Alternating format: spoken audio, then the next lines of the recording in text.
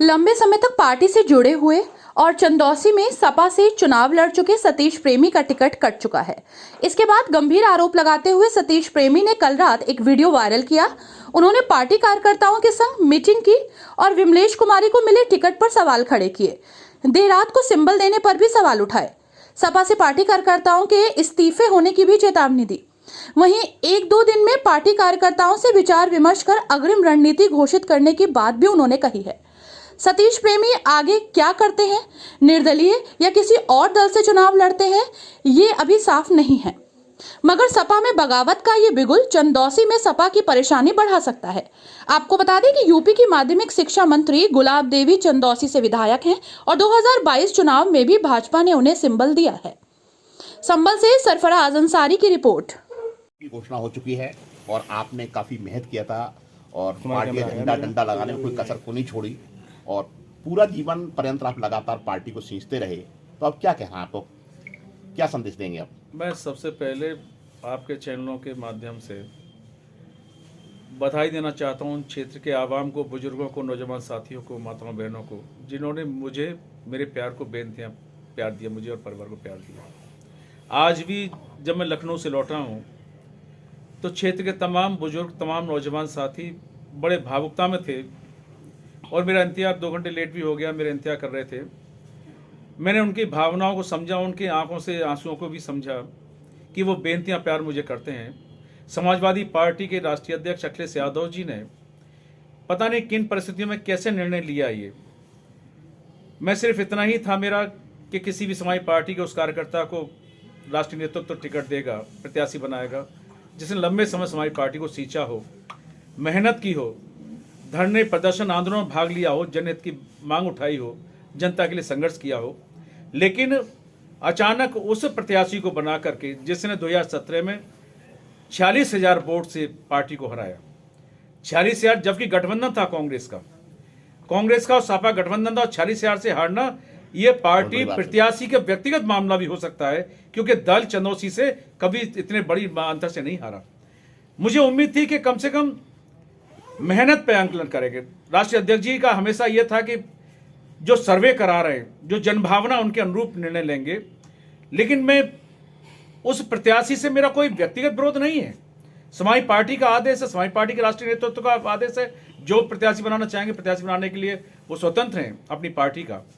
लेकिन इतना जरूर मुझे कहना है कि भाई समाजवादी पार्टी का वो प्रत्याशी जो 46,000 से हारा था, पार्टी को कमजोर किया और 4.5 साल क्षेत्र में एक दिन भी नहीं आया। उसने आरोप लगाए थे कि समाजवादी पार्टी ने मुझे हराया 17 में।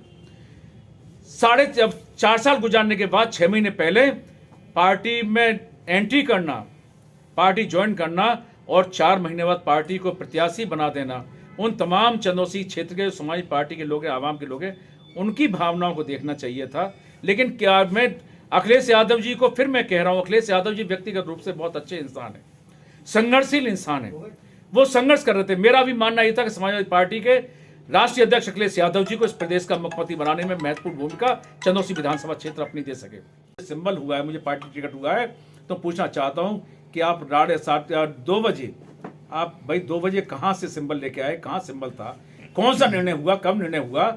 ये मैं राष्ट्रीय अध्यक्ष जी से एक मेरे दिली मतलब सम्मान के साथ एक दिली गुजारिश आरोप भी लगाया है, आपने पार्टी पर आरोप भी लगाया कि धनबल अय्यासी के बल पर ये टिकट हुआ है। नहीं, मैंने आरोप उस पर नहीं लगाया। मैंने राजनीति, अपनी आत्मा का मंथन, मैंने अपनी आत्मा के मंथन से कहा, अभी मैंने स्वीकार कर रहा हूं कि मैंने कहा कि आज राजनीतिक पार्टियों में पैसा अहम चीज है, और जो मैं कह रहा हूं कि दूसरे संसाधन शौक मौज के वो है अहम है। लेकिन मैंने कभी उस टाइप की राजनीति न की है, न करूंगा, क्योंकि ये निर्णय जो था भाई धनबल के बल पर किसी और को टिकट देना चाहते थे, पहले राष्ट्रीय अध्यक्ष नहीं देना चाहते थे, लेकिन जो 7 कागज लगा पड़ा था राष्ट्रीय अध्यक्ष जी को, जो मजबूर करने वाले लोग थे, जो इस प्रत्याशी बनाने में अहम भूमिका निर्वाह कर रहे थे चंदौसी विधानसभा क्षेत्र की, उनकी भावना ये थी कि चंदौसी में नेता पैदा ना हो। वो चंदौसी में सरकार, वो लोग चाहते हैं कि सरकार तो बने लेकिन चंदौसी का एमएलए ना बने।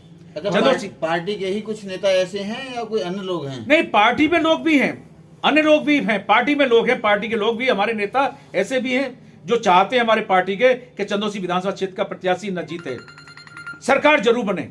तो मैं उनसे कहना चाहता हूं, सरकार जो बनेगी एमएलए से बनेगी, माननीय अखिलेश यादव जी मुख्यमंत्री बनेंगे, एमएलए से बनेंगे। आप एमएलए चंदौसी का नहीं देना चाहते, और खासकर दुर्भाग्य है कि रिजर्व सीट है, आप जनरल रूप से नहीं चाहते, आपके मन में कुंठा है जातिगत, आप नहीं चाहते रिजर्व सीट से कोई नेता पैदा हो, चंदौसी के आवाम का हित हो सके, उनके कार्यकर्ताओं को संरक्षण हो सके, चंदौसी के जो जन लोग हैं, जनता है, जो आवाम है, उसका संरक्षण हो सके, उनके हितों का संरक्षण हो सके। कुछ लोग नेता नहीं चाहते, उन्हीं नेताओं की पहल से यह टिकट जो हुआ है वो उनकी नेताओं आगामी क्या योजना आपकी अब?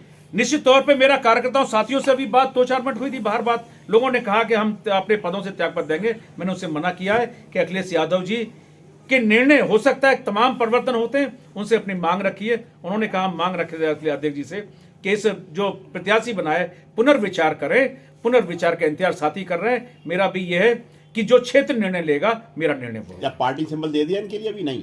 पार्टी उन्होंने सिंबल रात में दिखाया, मैंने एक फेसबुक पे देखा था कि हमारे बड़े नेता हैं, उनके हाथ में सिंबल उनको देने गए थे। सिंबल मैंने देखा था, सिंबल उनके पास है जो कह रही है, क्योंकि जिलाध्यक्ष ने कहा है, महामंत्री के मौजूदगी में कहा है, तो पार्टी ने प्रत्याशी तो बनाया होगा। लेकिन फिर मैं कहना चाहूंगा कि मैं अपनी क्षेत्र की जनता के साथ हूं, मेरा परिवार भी मेरा क्षेत्र है और मेरी राजनीति क्षेत्र से है, न कि विशेषता।